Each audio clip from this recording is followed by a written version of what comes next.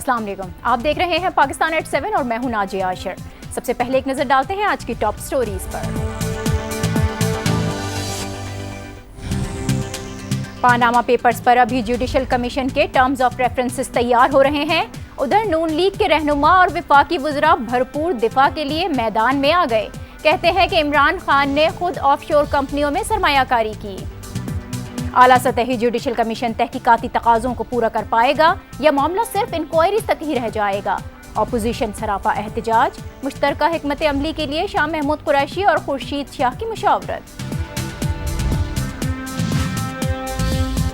اور بلوچستان میں بیرونی مداخلت، ایک اور غیر ملکی رنگے ہاتھوں پکڑا گیا۔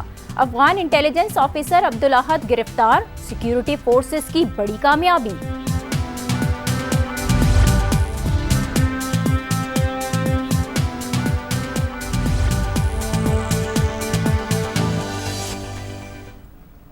پاناما پیپرز کا ہنگامہ پوری طرح جاری ہے۔ جوڈیشل کمیشن کو اپوزیشن نے سرے سے مسترد کیا ہے، لیکن نون لیگ کا تحریک انصاف پر جوابی حملہ۔ مسلم لیگ نون کے رہنما اور وفاقی وزراء بھرپور دفاع کے لیے مکمل تیاری کے ساتھ میدان میں آ گئے، کہتے ہیں کہ عمران خان نے خود آف شور کمپنیوں میں سرمایہ کاری کی ہے۔ بہرحال وزیر اعظم نے گزشتہ روز جو خطاب کیا وہ ذاتی اور جذباتی خطاب تھا، جس میں انہوں نے اپنے بچوں پر لگائے جانے والے الزامات پر ذاتی وضاحت پیش کی اور جوڈیشل کمیشن بنانے کا اعلان کیا۔ انہوں نے کیا کہا تھا، پہلے یہ سنتے ہیں۔ آج میں نے ایک اعلیٰ سطحی عدالتی کمیشن قائم کرنے کا فیصلہ کیا ہے۔ سپریم کورٹ کے ایک ریٹائرڈ جج اس کمیشن کے سربراہ ہوں گے۔ روز تماشا لگانے والوں سے کہتا ہوں کہ وہ اس کمیشن کے سامنے جائیں اور اپنے الزامات ثابت کریں۔ وزیر اعظم کو آپ نے سنا، ذاتی خطاب میں ذاتی وضاحت تو پیش کی، لیکن یہ معاملہ ذاتی نہیں، بہت بڑا قومی معاملہ ہے۔ اس پر وزیر اعظم کو ریاست کے سربراہ کے طور پر ریاست کا رد عمل دینا چاہیے تھا، جس کی کمی محسوس کی گئی۔ یہی وجہ ہے کہ آج پنجاب اسمبلی کے اندر اور باہر اپوزیشن سراپا احتجاج رہی اور تحریک انصاف کے رہنما شاہ محمود قریشی نے اپوزیشن لیڈر خورشید شاہ سے رابطہ کیا تاکہ پاناما لیکس کے معاملے پر مشترکہ حکمت عملی طے کی جا سکے۔ پاناما پیپر سے اٹھنے والا یہ ہنگامہ حکومت کو کہاں لے کر جائے گا، اس پر ہم بات کریں گے ایک بریک کے بعد۔ دیکھتے رہیے پاکستان ایٹ 7۔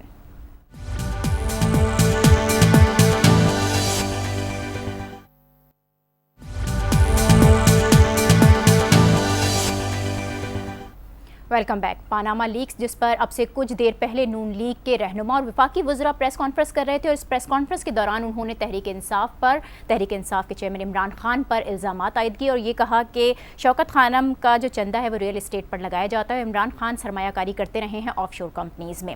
اس پر ہماری کوشش ہے کہ ہمارا رابطہ ہو سکے کسی تحریک انصاف کے رہنما سے، تاکہ ان کا بھی موقف لیا جا سکے۔ جب تک ہمارا رابطہ نہیں ہو جاتا اس وقت تک ہم جوڈیشل کمیشن پر جو سوالات اٹھ رہے ہیں اس پر بات کریں گے۔ معروف قانونی ماہر سلمان اکرم راجہ صاحب ہمارے ساتھ موجود ہیں۔ بہت شکریہ سلمان صاحب ہمیں جوائن کرنے کے لیے۔ وزیر اعظم نواز شریف نے قوم سے جو خطاب کیا تھا، جوڈیشل کمیشن بنانے کا فیصلہ کیا گیا کیونکہ یہ ظاہر ہے ان کی ساکھ کا معاملہ ہے۔ اب یہ جوڈیشل کمیشن کتنی مدت میں فیصلہ دے گا یہ نہیں بتایا انہوں نے، لیکن اس سے بھی بڑا سوال یہ ہے کہ اس کمیشن کی غیر جانبداری کس طرح سے ممکن بنائی جائے گی؟ دیکھیں، یہ تو جب کمیشن بنے گا اس کا جو نوٹیفیکیشن آئے گا اس میں یہ باتیں درج کی جا سکتی ہیں کہ کمیشن نے کتنے عرصے میں اپنا کام مکمل کرنا ہے۔ تو جو مدت کا معاملہ ہے تو وہ تو نوٹیفیکیشن ہی طے کر دے گا۔ جہاں تک کمیشن کے غیر جانبداری کا معاملہ ہے اس کے بارے میں اب کچھ نہیں کہا جا سکتا۔ اگر ایک سپریم کورٹ کے ریٹائرڈ جج صاحب ہیں، امید کی جاتی ہے کہ وہ غیر جانبداری سے کام کریں گے، لیکن اگر کسی کو اعتراض ہوتا ہے کسی شخصیت کے حوالے سے، یہ سمجھا جاتا ہے کہ ان کے کوئی ذاتی مراسم ہیں، اس صورت میں احتجاج کیا جا سکتا ہے، اعتراض کیا جا سکتا ہے، میڈیا کے ذریعے اسمبلی میں احتجاج ہو سکتا ہے، اس کے بارے میں کوئی دوسری تجویز دی جا سکتی ہے۔ لیکن بالآخر یہ اختیار تو حکومت کا ہے، ثواب دید حکومت ہی کی ہے کہ کس کو وہ بطور کمیشن متعین کرتے ہیں۔ لیکن اگر ایک غیر جانبدار شخصیت کو متعین نہیں کیا جاتا تو پھر کمیشن اپنی افادیت کھو دے گا، کیونکہ دیکھیں اس کمیشن کا مقصد کوئی قانونی فیصلہ کرنا نہیں ہے، اس کمیشن کا مقصد عوام کے ضمیر کو مطمئن کرنا ہے۔ اگر عوام کا ضمیر مطمئن نہیں ہوتا اس وجہ سے کہ کمیشن کے سربراہ یا کمیشن کے ممبران یا ممبر کے حوالے سے لوگوں کو سلمان اکرم تشویش ہے. صاحب، ضمیر مطمئن ہے یا نہیں ہوتا؟ کیونکہ ہم دیکھ رہے ہیں کہ اعتراضات تو اٹھ رہے ہیں، سوالات تو پھر بھی آ رہے ہیں. اب نون لیگ کی جانب سے جو پریس کانفرنس کی گئی ہے اس پر ہم موقف لیں گے. تحریک انصاف کے ترجمان، پی ٹی آئی کے ترجمان نعیم الحق صاحب ہمارے ساتھ موجود ہیں. نعیم الحق صاحب بہت شکریہ. آپ نے بھی سنا ہوگا پریس کانفرنس کی گئی اور اس میں یہ الزامات عائد کیے گئے ہیں کہ عمران خان صاحب خود آف شور کمپنیز میں سرمایہ کاری کرتے رہے ہیں. کیا موقف ہے آپ کا؟ میں کہنا چاہوں گا کہ شریف خاندان کے ذاتی مفاد کے لیے حکومت کی ایک منسٹری پریس انفارمیشن پارٹ استعمال کر رہی ہے. تو میں آپ کے توسط میں بھی تحریک انصاف کی جانب سے قومی جو وزارت ہے اس میں پریس کانفرنس کروں گا 3 بجے. جی ہم کوشش کریں گے کہ آپ سے دوبارہ رابطہ کر سکیں. پریس کانفرنس کی بات کر رہے تھے کہ جو بھی معاملات اب سامنے آئے ہیں، نون لیگ کی جانب سے جو الزامات لگائے گئے ہیں اس کا دفاع پی ٹی آئی کس طرح سے کرتی ہے. ہم کوشش کریں گے کہ دوبارہ رابطہ ہو سکے نعیم الحق صاحب سے اور زیادہ تفصیلاً بات ہو سکے اس پر. بہرحال بہت سے حلقوں کی جانب سے اعتراضات اٹھ رہے ہیں، سوالات اٹھ رہے ہیں، خاص طور پر اپوزیشن ہمیں مطمئن نظر نہیں آ رہی ہے. سلمان اکرم صاحب، اپوزیشن جوڈیشل کمیشن بنانے کے فیصلے کو تو مسترد کر رہی ہے، اب اس کی قانونی حیثیت کیا ہوگی؟ دیکھیں، اپوزیشن نے بھی ابھی تک یہ نہیں بتایا کہ وہ کیا چاہتے ہیں، کیونکہ یہ جوڈیشل کمیشن یا انکوائری کمیشن جو ہے یہ دیگر اداروں سے ہٹ کر اور ان کے علاوہ ایک چیز ہے، دیگر اداروں کا راستہ یہ نہیں روکتا. اگر اپوزیشن یہ سمجھتی ہے کہ دیگر اداروں کو کام کرنا چاہیے تو وہ ادارے موجود ہیں، ان کے کام پہ نظر رکھی جائے، لیکن بہرحال ان کو کام کرنا ہے. لہٰذا یہ کہنا کہ ہم کمیشن کو مسترد کرتے ہیں، مجھے نہیں سمجھ آیا کہ اس کی جگہ وہ کیا چاہتے ہیں. میں نے سنا ہے بعض اپوزیشن کے لیڈران نے کہا کہ فورینزک آڈٹ ہونا چاہیے، لیکن فورینزک آڈٹ بھی تب ہوگا جب کوئی معلومات، کوئی ریکارڈ سامنے آئے گا.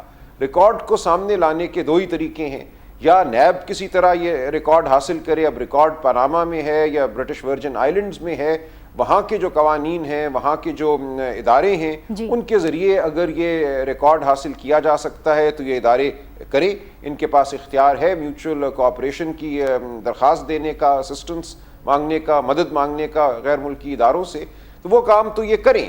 لیکن کمیشن کے سامنے یہ توقع کی جاتی ہے کہ تمام ریکارڈ، تمام مواد خود ہی شریف خاندان کے افراد پیش کر دیں گے. جو کوئی رازداری کا معاملہ ہے یا قوانین میں، غیر ملکی قوانین میں ان کو اگر کوئی رازداری کے حوالے سے دفاع میسر ہے تو اس دفاع کو وہ استعمال نہیں کریں گے اور قوم کو مطمئن کرنے کے لیے تمام ریکارڈ سامنے لے آئیں گے. اگر ایسا ہوتا ہے تو اس کمیشن کی افادیت ہے.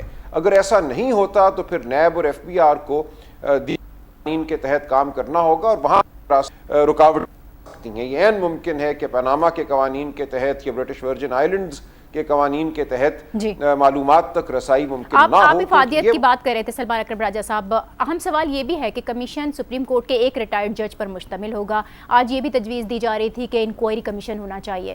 وزیر اعظم نے قوم کو اعتماد میں لینے کے لیے اپنی اور اپنی فیملی کی پوزیشن کلیئر کرنے کی کوشش تو کی ہے، لیکن یہ نہیں بتایا ہے کہ یہ ایک رکنی کمیشن ہوگا یا انکوائری کمیشن جو بنایا جائے گا وہ کتنا با اختیار ہوگا، کیا فیصلے کر سکے گا اور کیا انہیں قبول کیا جا سکے گا؟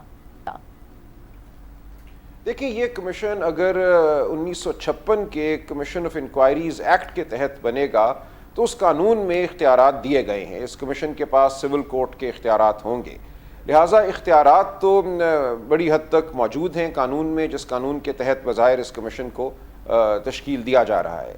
اور اس کے علاوہ اگر کوئی ابہام ہے تو وہ نوٹیفیکیشن کے ذریعے دور کیا جا سکتا ہے کہ اس کمیشن کے اختیارات کیا ہوں گے. لہٰذا قانون موجود ہے، ہمیں قانون کو دیکھنا ہے کہ اس قانون کے تحت جو اختیارات ہیں وہ کافی ہیں یا ناکافی ہیں.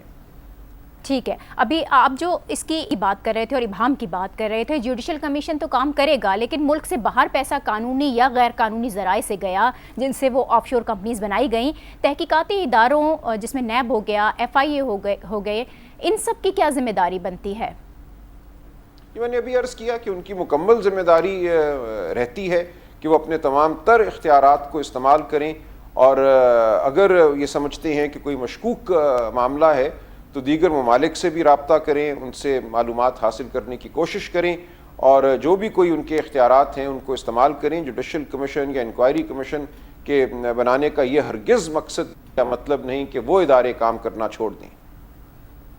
جی بہت شکریہ سلمان اکرم راجہ صاحب ہمارے ساتھ تھے، اور اس کے جو قانونی پہلو ہیں جوڈیشل کمیشن بنے گا، کس طرح سے کام کرے گا اور کتنا با اختیار ہوگا، ہم سے بات کر رہے تھے۔ اب ہم ایک بریک لے رہے ہیں، اور بریک کے بعد ہم بات کریں گے کوئٹہ میں ہونے والی آج کارروائی کی، جس میں افغان انٹیلیجنس ایجنٹ کو گرفتار کر لیا گیا۔ دیکھتے رہیے پاکستان ایٹ 7۔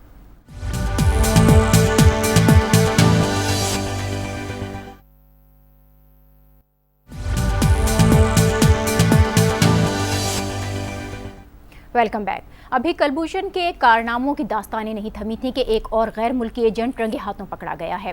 یہ کتنی اہم گرفتاری ہے اور کس طرح سے یہ گرفتاری عمل میں آئی، اس پر ہم بات کریں گے۔ ترجمان بلوچستان انوار الحق صاحب ہمارے ساتھ موجود ہیں۔ بہت شکریہ انوار الحق صاحب آپ کا۔ بلوچستان میں ایک بار پھر بیرون ملک سے مداخلت ثابت ہوئی ہے۔ کلبھوشن یادو نے بلوچستان میں بدامنی پھیلانے کا اعتراف کیا تھا، وہ پکڑا گیا، اور اب افغان انٹیلیجنس آفیسر کا پکڑے جانا بہت بڑی کامیابی ہے یقیناً۔ کس طرح ممکن ہو پا رہا ہے یہ سب؟ بہت شکریہ جی، میں ایک وضاحت کرتا چلوں یہاں پہ یہ افغان انٹیلیجنس کا افسر نہیں ہے، یہ ایک ان کا ایجنٹ ہے، سورس ہے ان کا جی، جو آج پکڑا گیا ہے۔ ٹھیک ہے۔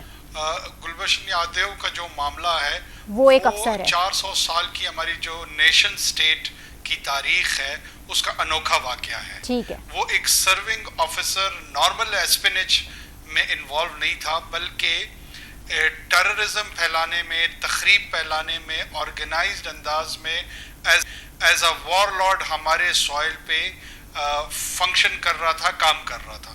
تو وہ ایک بہت بڑی کامیابی ہے جس کا کینوس بہت براڈ ہے۔ رائٹ، میرے خیال میں انوار الحق صاحب جو آج جو گرفتاری عمل میں آئی ہے، کیا اسی سے کنیکٹڈ ہے؟ جب ایک اتنا بڑا آفیسر پکڑا جاتا ہے تو اس کے بعد پھر اس کے جو نیٹ ورکس ہوتے ہیں ان پر بھی ہاتھ ڈالا جاتا ہے؟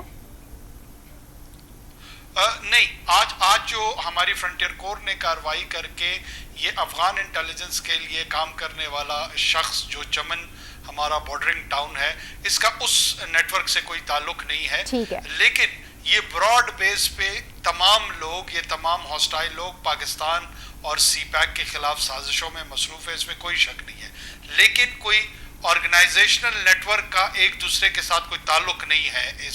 اس کا میں وضاحت کر دوں آپ کے پروگرام کے توسط سے۔ یہ جو ایجنٹ آج پکڑا گیا ہے، یہ مخصوص ہمارے جو مذہبی اور علیحدگی پسند گروپس تھے ان کو اسلحہ فراہم کرنے کا اس کا کردار بڑا وضاحت کے ساتھ اب تک جو انویسٹیگیشنز ہوئی ہیں وہ سامنے آیا ہے، اور ایک بہت بڑی کھیپ اسلحے کی پکڑی گئی ہے۔ لیکن جو کلبھوشن والا نیٹ ورک اور جو کلبھوشن کے اپنا کردار تھا وہ اس سے ہٹ کے ہے، اور وہ بالکل انڈیپینڈنٹ اس سے کام کر رہے تھے۔ ٹھیک ہے انوار الحق صاحب، جس طرح سے بہت تیزی کے ساتھ سیکیورٹی ایجنسیز اب کارروائیاں کر رہی ہیں اور جو کامیابیاں مل رہی ہیں، آپ کیا سمجھتے ہیں کہ غیر ملکی ایجنٹوں کے گرد گھیرا تنگ ہونے لگا ہے؟ اب اس گرفتاری کے بعد مزید گرفتاریاں بھی متوقع ہیں؟ دیکھیں، میں آپ کو بتاؤں، اس میں ڈفرینٹ کیٹیگریز کے لوگ ہیں، جو ان کے ایفیلیٹس ہیں، جو ان کے ایسوسیٹس ہیں، دے آر آن دا رن۔ یہاں پر جتنے بھی ٹیرر کے واقعات میں ملوث لوگ ہیں، کارروائیاں ان کے خلاف بلوچستان کے مختلف علاقوں میں ہوئی ہیں اور ہو رہی ہیں، اور الحمدللہ لا انفورسمنٹ ایجنسیز کو بہت بڑی سکسیس ملی ہے مختلف آپریشنز میں۔ اسلم اچھو ایک BLA کا کمانڈر پچھلے دنوں مارا گیا، ڈاکٹر منان مارا گیا، یہ تمام وہ بڑے بڑے ملیٹنٹس تھے جو تخریبی کارروائیوں میں بہت زیادہ بڑے پیمانے پہ قتل و غارت گری میں ملوث تھے۔